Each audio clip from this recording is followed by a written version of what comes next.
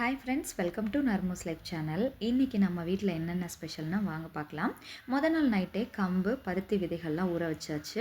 காலையில் வீட்டில் இருக்க குட்டீஸ்க்கு கொஞ்சம் போல் சத்து மாவு களி நாட்டு சக்கரை பண்ணி கொடுத்து சாப்பிட வச்சாச்சுங்க.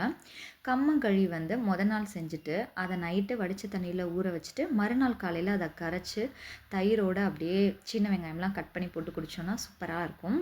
கம்மங்கூழுக்கு சைடிஷாக சின்ன வெங்காயம், பாகக்காய் வத்தல், சுண்டக்காய், கொத்தவரங்காய் வத்தல், வடகம், வெங்காய வடகம் இவ்வளவும் பண்ணிட்டோம். ஒரு சட்டி கம்மங்கூழ் 1 நிமிஷத்தில் சூப்பராக காலியாச்சு. வீட்டில் இருக்க எல்லாரும் நல்லா சூப்பராக குடித்தோம். அடுத்ததான் மதியம் சாம்பார் சாதம். சைடிஷ்க்கு இன்றைக்கி மாம்பழம் எங்களுக்காக கிடச்சிது, அதையும் வச்சு சூப்பராக சாப்பிட்டாச்சு. ஈவினிங் போல் பருத்தி பாலுங்க.